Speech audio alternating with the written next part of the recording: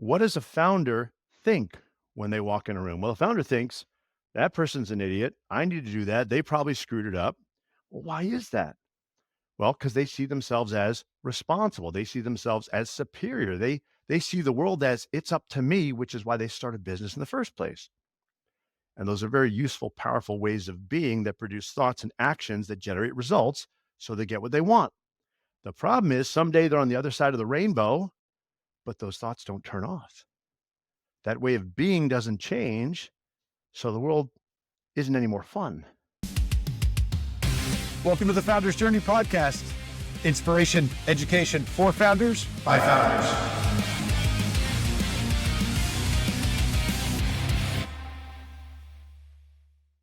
People have a hard time getting out of their own way. So I still want to, I think in 10-year event horizons, I think in 10-year timeframes, right? So I start with the question, what do I want to be doing in 10 years? Well, I want to be working with 3 to 5 founders, and we're probably on the 3rd or 4th company that we're selling. Worked with 190 founders so far, about 3 dozen have taken them to exit, and it's been brutal work. So the idea was, well, what if I didn't get them at 2.5, 3 mil when all these problems are already there? What if I picked them up earlier? Like, let me go way upstream. So I was like, well, why don't I create a community for folks that are trying to get to a mill? There's not a lot out there for that. Let me serve these folks really powerfully. Let me get them where they're supposed to go. And I'll be like getting to decide who I work with. So I'm literally creating my clients for, 10 years from now. I got plenty of work today. So I'm like, what would be a lot of fun? 0 to 1 is kind of hard. That's a hard thing to do. It's impossible. Yeah. Like if you wake up and it's like your booby prize is you're still not making any money, right? You're still doing all the work. It's like, I made $2 million. Yes. So what? Your wife's still going, when are you going back to work? When are we going to stop living off home equity? At least that was my deal. So welcome back to the Founders Journey podcast. We already started. Now we're restarting, so we can actually introduce our guest here. Townsend Wardlaw is our guest. Townsend runs, I think, for lack of a better term, and he's going to get into this, a founders community called foundersos.com. Does a lot of work and really helping founders try to really find some, I think, peace around the journey, right? While they're still building great companies, this isn't soft stuff. This is, this is really about not only finding success, but also finding some peace and happiness while you're on this path. So Townsend, welcome to the podcast. And now we'll pick it right back up to where we just left off. So it's interesting. I'm really interested to hear what you think. Like, I saw this thing on YouTube the other day, and it was this guy saying, I'll show you how to make $1 million like tomorrow. And I'm just like, who is this person? Like, to make my first $1 million for my first company, it just took forever. It was like painful.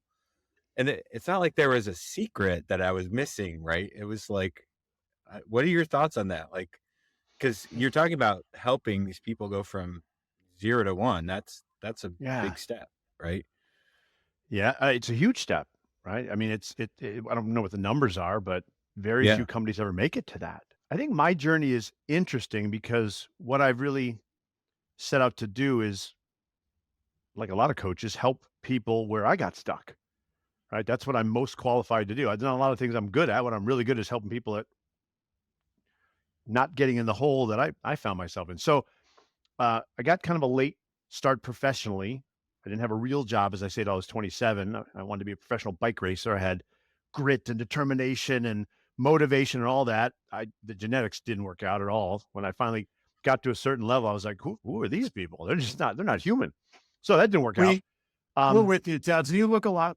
Peter and I were trying to be professional triathletes, and you look more like a professional cyclist than Peter and I do professional triathletes. I can tell you that. So, go ahead. We were at the back of the pack. Yeah. So life was great, and I didn't think anything of it. And I remember waking up somewhere around, 27 years old and was like, it'd probably be nice to make some money. And being thus unqualified for anything else, I got into sales, took a shitty sales job, cold calling the whole deal. Well, I set a land speed record from working in a burrito shop and racing bikes to making, $270,000 a year working for a Fortune 500 as a VP. Did that in about 6 years. So it was impressive, and I hated it. Hated the corporate life, hated that whole world. I decided I'm gonna start my own company. Didn't know what I was going to do, but I started my own company. Had that for about 7.5 years and made it work, figured stuff out, made every mistake in the book, got to almost 3 mil, had 80 people working for me, and it all came crashing down. Right? There's only so many chances you get to make really bad mistakes.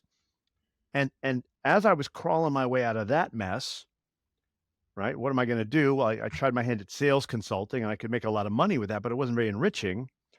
What I found I loved doing was assisting founders that kind of got stuck where I did, specifically around sales. One of my gifts is creating revenue, right? As companies grow, you get to a mill. That's like you throw a party because you can't believe you got there, but you still don't pay yourself. Life doesn't change.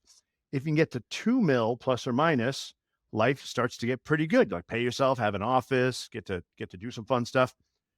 But it's a lifestyle business, right? Nobody's going to give you any money for that.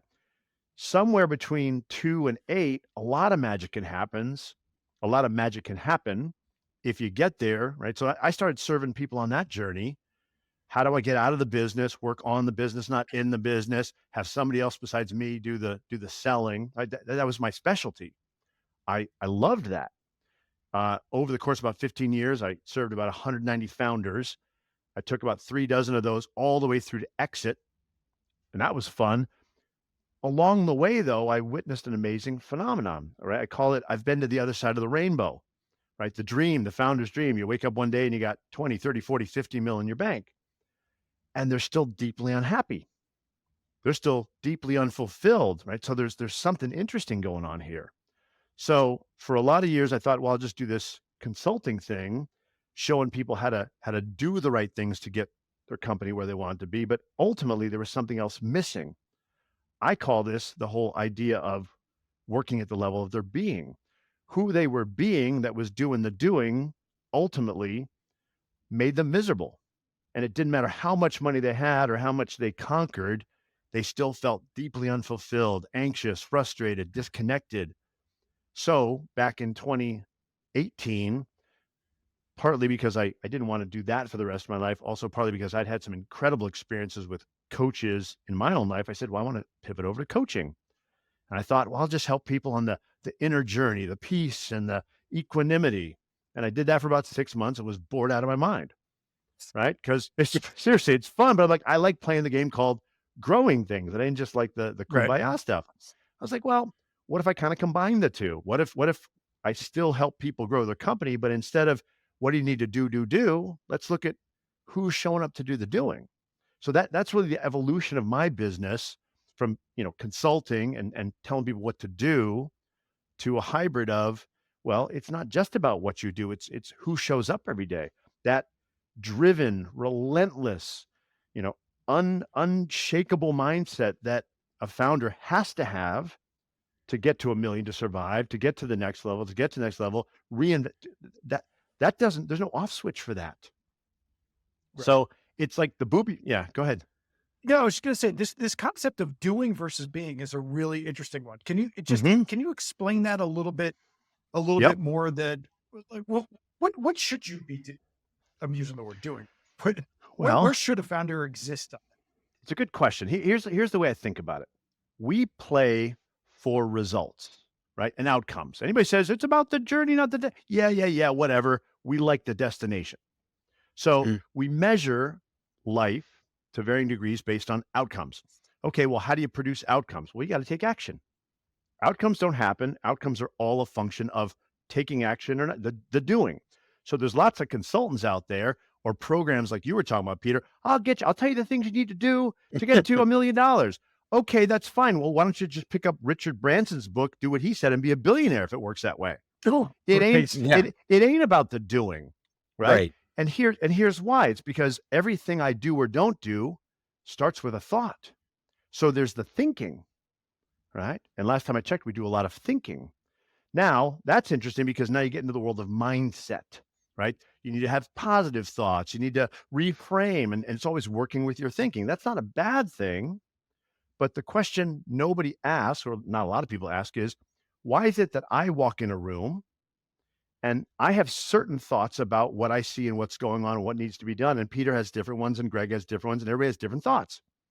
You see, I spent years teaching people to do things only to walk away, come back 3 months later, and nobody's doing them anymore. And it's because their thinking says, well, I don't need to do that. That's not what you do. That's impolite. That's rude. Right. So I got really curious. Well, what is it that causes me to think the way I think in the exact same circumstances that somebody else is in, and they have totally different thoughts? Well, I call Mhm. that being. Who I'm being produces my thinking about life, and then I take actions and I produce results. Sometimes I call this our human operating system, right? So I'll say being or human operating system, we're all programmed from a very early age to see the world a certain way. And here's some examples. I coach a lot of high performers who they walk into a room and they see all the things that they could take responsibility for. All right. Well, I'll do that. I'll do that. I'll do that. And they take responsibility, and the people go, oh, let's promote that guy. Oh, let's give her more money. Oh, let's give her praise. So they get rewarded for it. So they do more of it. So responsible is just not something they do. It's not just an action they take. It's a way the world occurs for them. It occurs for them. You know, you've been to a party and there's somebody going around picking up everybody else's stuff. It's not that they have a different habit. It's that they see things that require them to take responsibility for them. That's our being, right? And that is malleable. It's not fixed, but it's very deeply rooted, right? My responsible way of being was programmed into me at a very early age, right? And there's lots of ways of being. Anything that I'm doing, any thought that I'm thinking comes from a way that I'll say the world occurs for me. Somebody else just doesn't even see it that way. It's fascinating. So if you want to create massive change, you can work on the doing over and over and over and over and over again. You can work on your thinking and do your mantras and your meditation every day. And hopefully, you know, over time things are, or you work on what's producing the thinking. And if the world occurs to me differently, I will have different thoughts about it and take different actions. So let's take this to our founder, right? What does a founder think when they walk in a room? Well, a founder thinks that person's an idiot. I need to do that. They probably screwed it up. Well, why is that? Well, because they see themselves as responsible. They see themselves as superior. They see the world as it's up to me, which is why they started business in the first place. And those are very useful, powerful ways of being that produce thoughts and actions that generate results so they get what they want. The problem is someday they're on the other side of the rainbow, but those thoughts don't turn off. That way of being doesn't change, so the world isn't any more fun. I've never experienced that ever. Sure. I don't Yeah. have any clue what you're talking about. Yeah. So, this sense of being that you're talking about, right? When you and I were It's really cool. we're kind of chatting a couple weeks ago, Yeah. I had said to you, well, how do you change this, right? How do you change this Yeah. mindset? And you Yeah. said, you don't. You don't try to, you just work with it. Can you talk about that a little Well, bit? so the answer is you can change it over time. The most important thing is to be aware of it, right? So let's go ahead. You had a question, Peter? No, my point was like just my thought was what you just said. Like you probably just need to be aware that that's happening or that you're doing it. Then you Yeah. can. Then maybe if you're not aware of it, you're just gonna keep doing it, right? You Yeah. can't help Yeah. yourself. Yeah. But Yeah. when you're aware of it, you can say, "Oh, I know act this way. Maybe I Yeah. can step back and let something happen and see what happens," right? Yeah.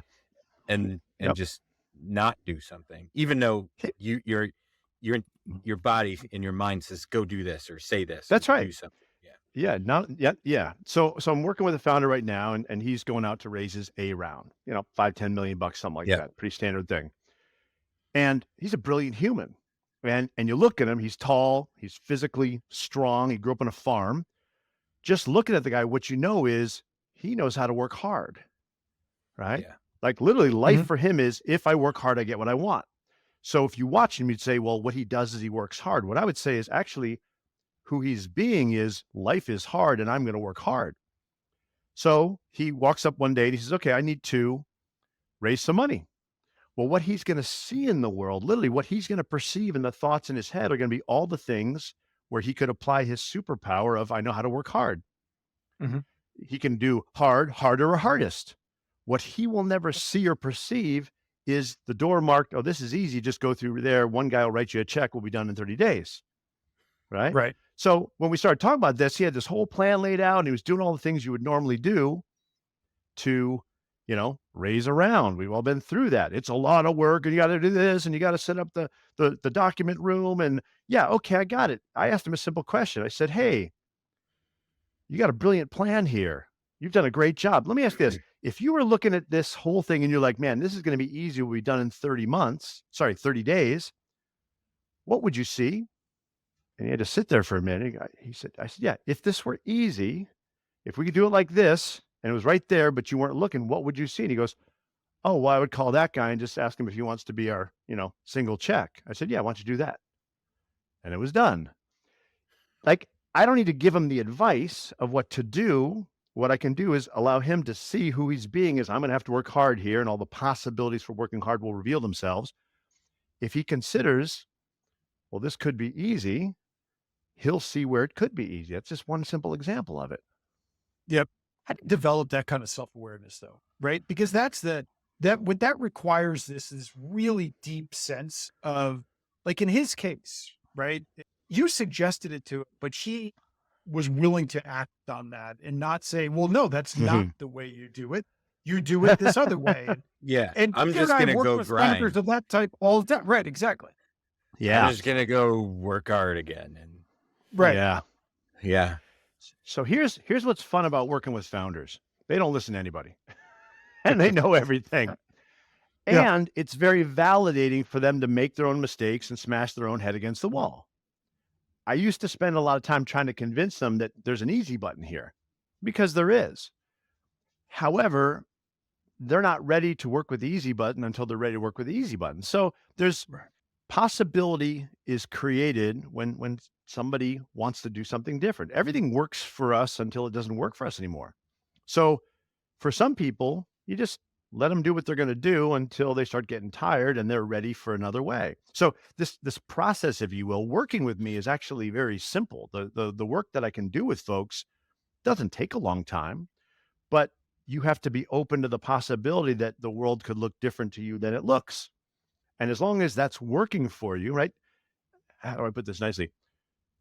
Sometimes, and I speak personally from my past as a founder, waking up, grinding it out all day, collapsing into bed every night, that was the source of my pride, right?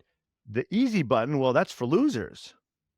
Now, after a divorce, a bankruptcy, some health problem, I was like, maybe I'll find something else. And I was open to it. That's an extreme example.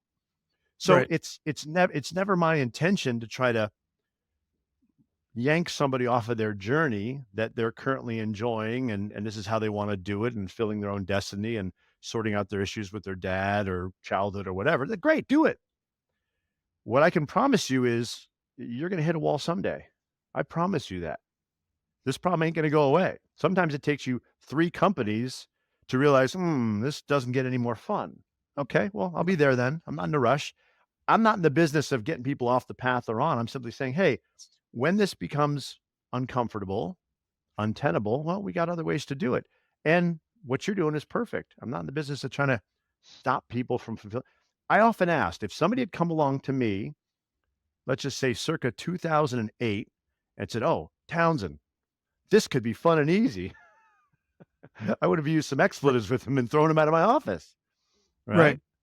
So this isn't difficult, but the student must be ready for the teacher to appear, literally.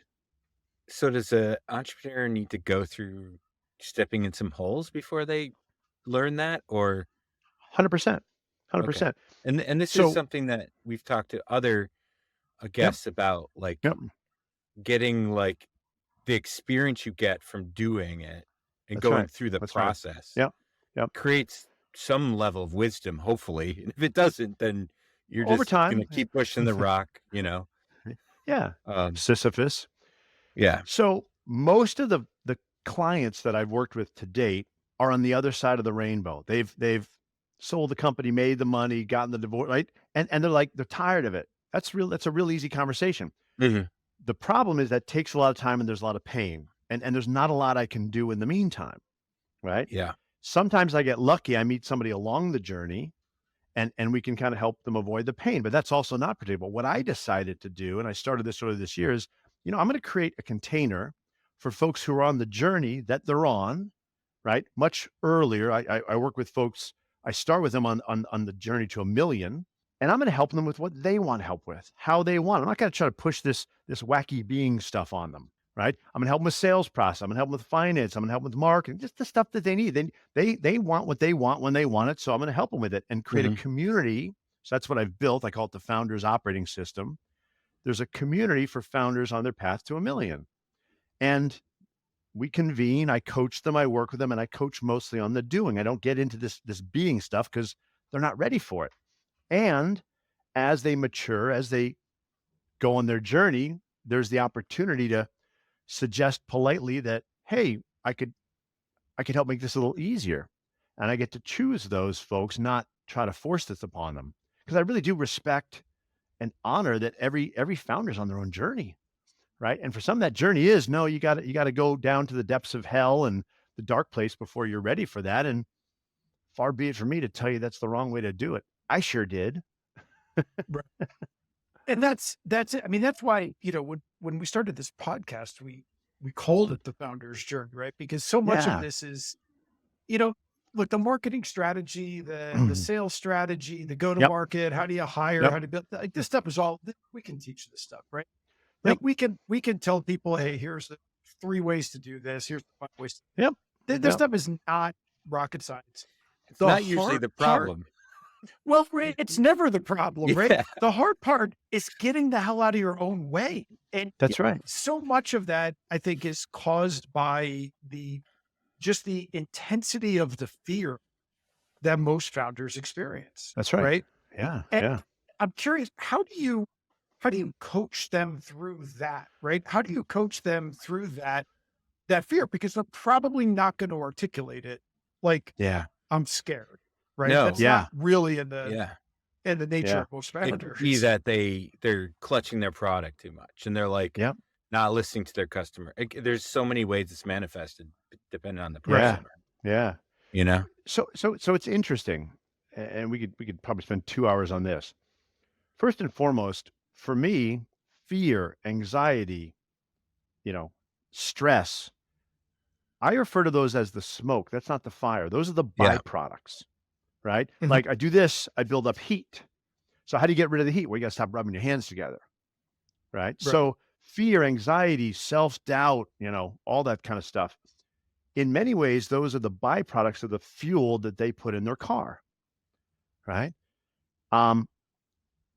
One very powerful way of being, or call it operating system coding, that a lot of people have, but founders have, is this idea of I'm behind, or kind of like I'm the underdog, right? So if I see myself as the underdog, if I see myself as I got to work hard just to catch up, if I see myself as behind, well, that fuels me, right? So when I am behind, I'm energized. That's wonderful. And I feel this burst of energy. Now, in that energy production, I've got some byproducts, anxiety, doubt, fear, etc. The problem is that's the smoke coming out of the tailpipe. If you keep driving the car and putting the fuel in, you can't do anything about it. You can wave the smoke around, it doesn't help. Now, what's interesting is ultimately, if you want to reduce the fear, what you have to do is change out the fuel that you're using to drive the car, right? If when I have the thought, I'm behind, I'm never going to make it, that energizes me, well, then I actually thrive on that. And yes, there's a toxic byproduct called fear that sometimes paralyzes me, but there's also a problem when there's no fear, right? When there's no sense of behind, because all my energy goes away. That's the paradox. The paradox that I see for the founder is oftentimes the fuel that, fuels their journey, the particular fuel that they use to keep their journey going, produces a toxic byproduct.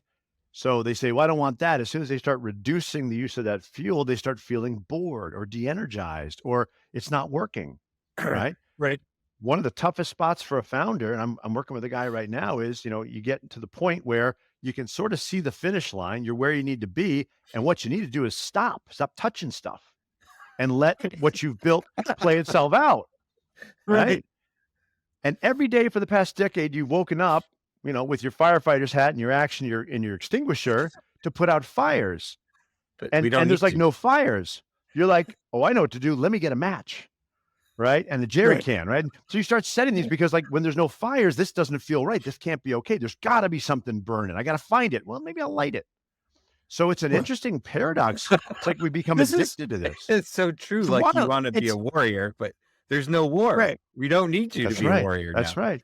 This is the whole concept of the Superman complex, right? That like Yes. Yep. almost every founder that accomplishes anything suffers from this to just awful degrees, right? Which is that concept of like, if it's going to happen, I got to do it.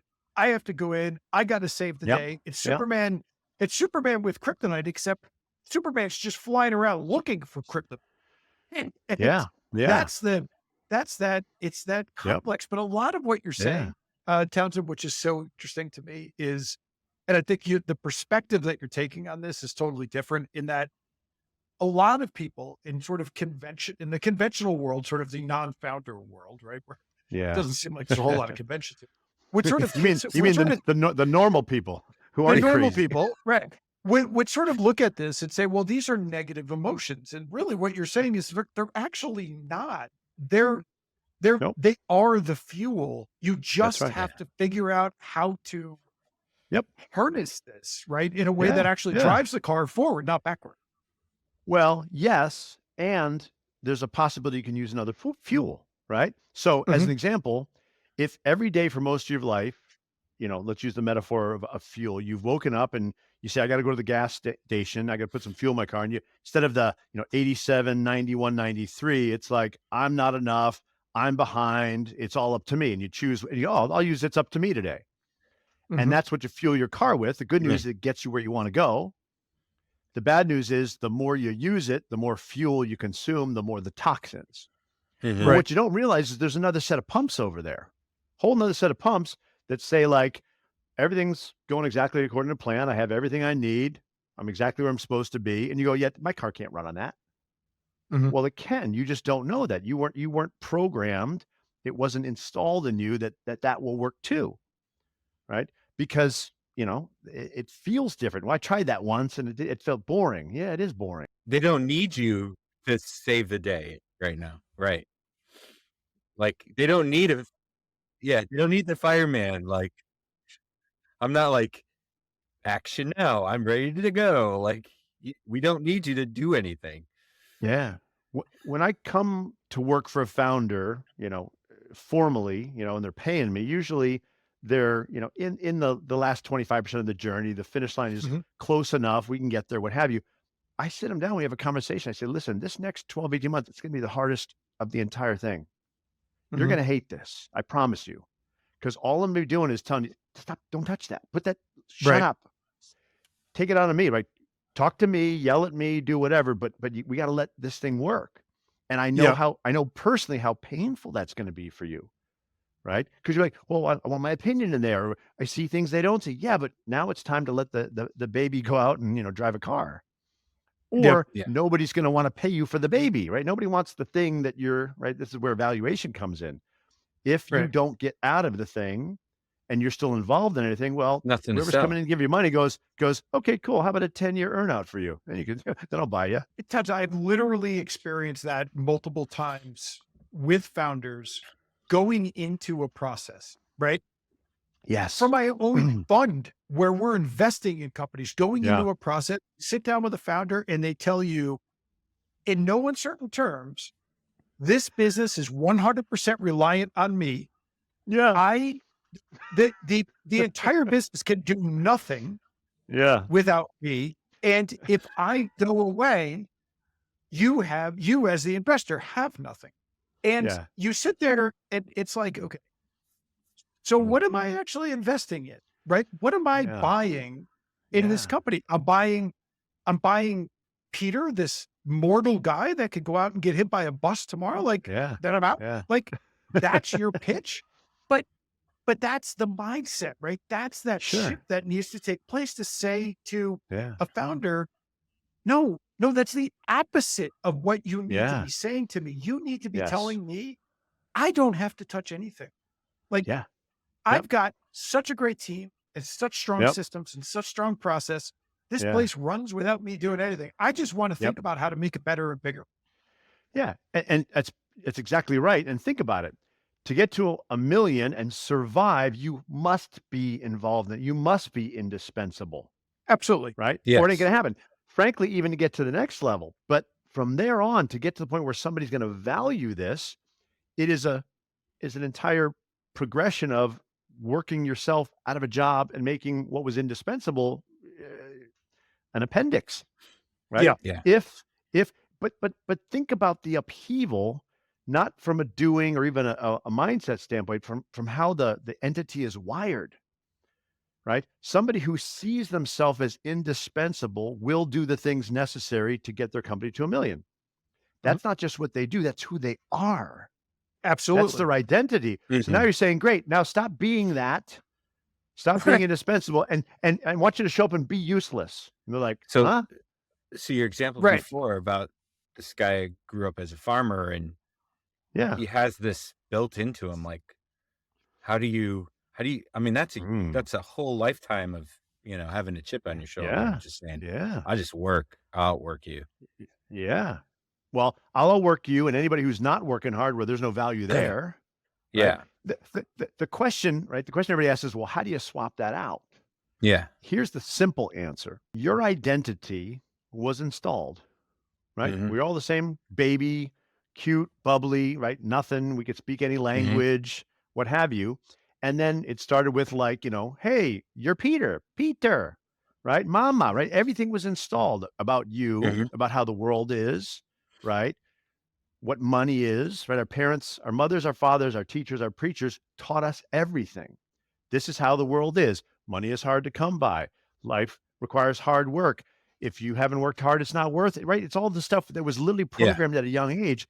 The short answer is you got to go reprogram that, right? That's Mhm. what I do with people and I teach them how to do is access that level of programming and slowly but surely uninstall. Oh, I have to work hard if it's going to mean something to literally, hey, I can have everything I want and it'll be fun and easy. And Mhm. what we use to program is this coding language called our word. Everything about you was spoken to you. All you do all day is speak truth about how the world is. When you start paying attention to your words and your thoughts, you get a glimpse of the being or the operating system that's creating them. Then you could start talking back to it Mhm. and changing it, right? So, one of my core ways of being is responsible. Right? I am responsible. I do responsible things. I take responsibility, but I walk in a room and I look for what to take responsibility for. I see things to take responsibility for that other people don't even see from how the world occurs to me.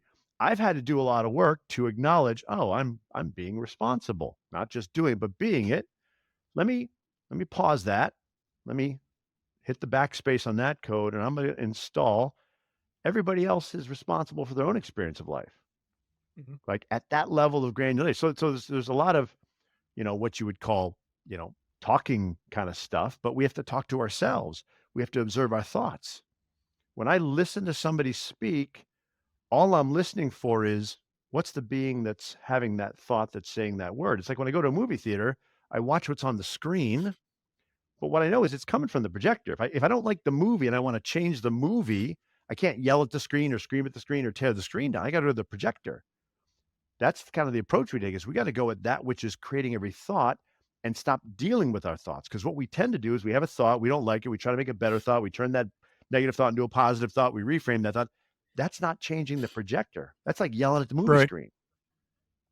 Yep. And it takes time. Absolutely. Well, this is super fascinating, Townsend. Love to have you back on. I think we could easily do 3 hours on this entire concept because it's such a huge It's issue. core I to think core for to founders. Yeah, Like it's it is. there, yeah. there's no doubt, and it's core to the experience that they're gonna have, right? And Yeah. Yes. I was talking to somebody earlier today about kind of this sort of the challenges that so many founders have around mental health, right? And Yeah.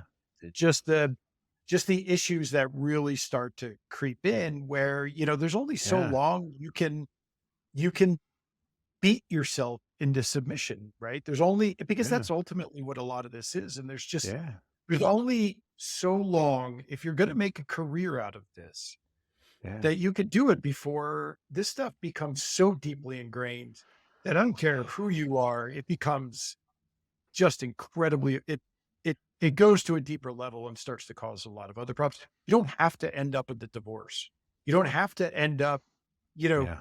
on, with substance abuse problems. You don't have to end up Yep. suicidal. It's not You inevitable. can No, it's stop not. this. No, it's Yep. not. But I think it's but it's almost accepted in a way that, both of our sons are pilots, right?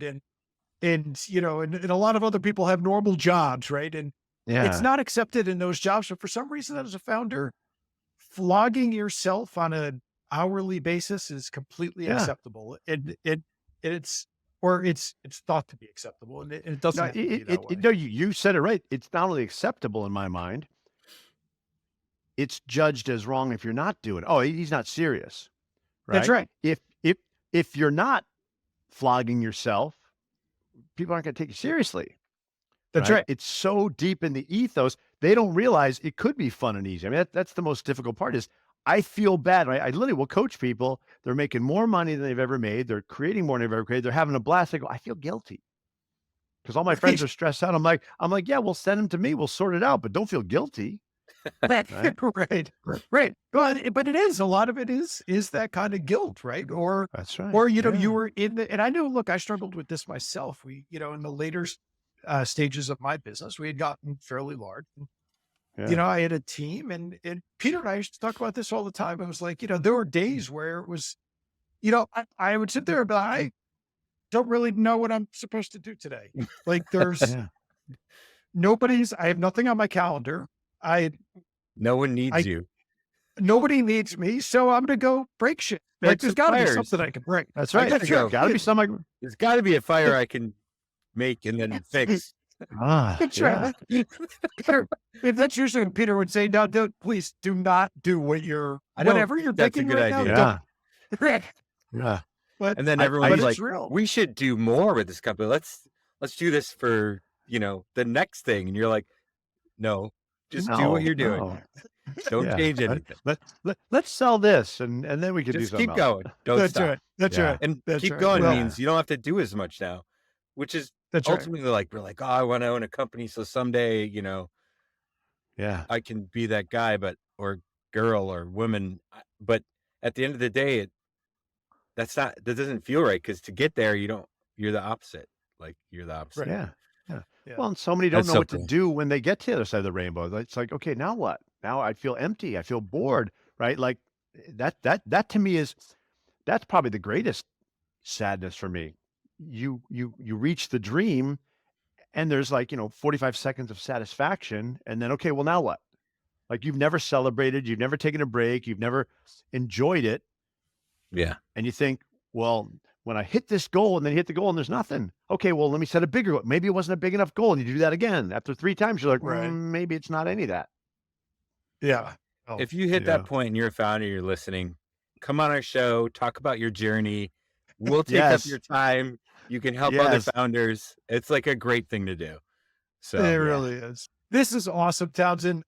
We will definitely get you back on. I'd love that. I'm sorry. It is Founders OS as an operating system. Thefoundersos.com. The Founders. The I'm sorry. So foundersOS.com. right. Yeah. we'll put that in the show notes. I know you are pretty active on LinkedIn. Somebody can follow you there. They can, Yep. if they want to DM you or something, I'm sure they could do that. Not as a lot well. of Townsend Wardlaws, so you can find me pretty easily. Yeah, I'm launching. I currently have this fledgling community of founders that I coach. It's all funded via scholarship. I'm in the process of launching community software to support it, and we're going to blow it up from there and have like tons of resources and tools and basically all the stuff I've developed in the last 20 years, all open sourced, if you will, for founders to use in their business so they can grow, so they can get to where they want to get to. And maybe the window will crack a little bit. We can talk about this being stuff, but Yeah. As I said, Absolutely. I'm not trying to get somebody off their journey. Let them Right. bang their head in the wall until they're Yeah. tired. So if you're interested, reach out to Townsend, Yeah. thefoundersos.com, and Townsend, awesome having you on today. Thank you, For gentlemen. so we'll see you in the next edition of the Founders Journey podcast. In order to actually get to that first million, or, you know, get that first thing done, you need to be responsible for everything, like you said, and it's so true. But how do you go from being that to letting go, right? And just like, how do you position yourself to say, it's hard to turn that off? And I mean, I get it. Like, there's, like, in some companies break because of that. It's like, oh, crash, you Right. know? If you can't escape it, if you can't escape your own mind on this stuff, you can't survive. You know how we talk about, like, there's employees for companies at different sizes, and you're going through it, and then you get to this point and you're like, that's like a real good startup person. Like, they can do all this stuff, but they're like, one thing, if they're forced to do one role, it's brutally horrible for them, right? And it just doesn't Right. work. This is us talking about a founder like yourself that way, right? Like, Right. you can't fire yourself at that point because you're still the founder and you're still needed. But how do you change yourself? How do you go, hey, can't act like that anymore, buddy? Right. You know, Right. it's easier Yeah. for to look back at the organization and say, hey, you know, things have changed and we need, like, someone to be able to do just this. And, they're good at everything, but maybe not Right. good at one thing. I Right. guess it's hard to say that to yourself, right? That is that concept of like being versus doing, right? That's the essence of that entrepreneurial journey. It's just when you have a normal job, not to No, judging normal jobs, when you have a normal no. job, How many you're times have we doing, wanted a normal job? Like, yeah, yeah, but you're doing something, right? You're yeah, taking the actions, you're doing something. It just doesn't work that way as a founder, right? That is your being. And right. every limitation, every limiting belief, everything from our mutual friend Rick has this saying about carrying rocks around in your backpack, right? And you just walk around and you like grab a rock, stick it in your backpack, grab a rock, stick it in your backpack, and finally you're like, holy shit, this is heavy. Like, what am I carrying around with me, right? And Yeah. that's kind of like what ends That up happening with this stuff, where it just becomes your being. You're just walking around collecting these rocks. Well, I can't do this because of this.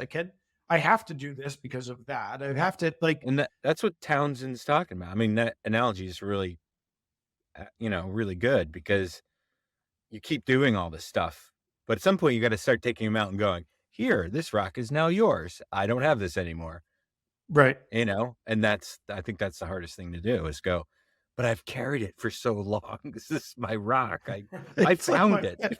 I painted it. Look how Yeah, shiny it this is. is It's so like, good. right, right. Like, It's got here, my no, it's not initials. I mine painted my anymore. initials. Right. Right. But he's right. When you get exhausted, you go, I don't want any of these rocks. Like, here, everyone take them, you know? It is that pivot point, right? And the interesting part of this is he's talking about like 0 to 1 million. And I think there's a bunch of stages, right? Yeah. But certainly Depends on the that 0 to 1 company too, million. right? Yeah, exactly. I mean, that 0 to 1 million stage, you're like doing, doing, doing, doing. Yeah.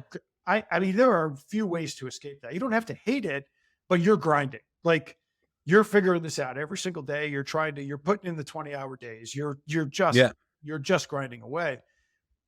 And it's that work ethic that gets instilled. If it already wasn't there, it is there. But what that Yeah. teaches you was that's how I got this thing to 1 million. Therefore, it's now how I'm going to Keep continue to doing grow. But more. that's the problem, right? Because Yeah. what ends up happening is I don't know where it depends on the business. Maybe it's 2 million, it's 3, it's 5, it's 10, but it's going to break. And when it breaks, it's going to kill the business if you Yeah. don't get it under control. Yeah. And I think some of the easy stuff, like he was talking about, is you maybe solved it for your market. You kind of have a good system and it Mhm. works. And, you kind of have to let it go and do it.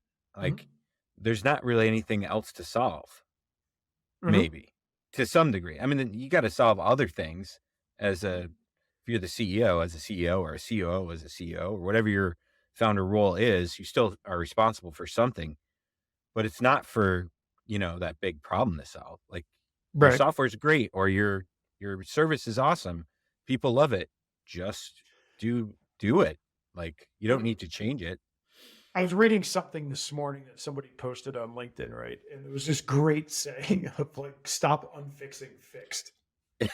And it was like perfect, right? It was just like, dude, you're good. Anyway, we'll definitely have him back on a future edition here.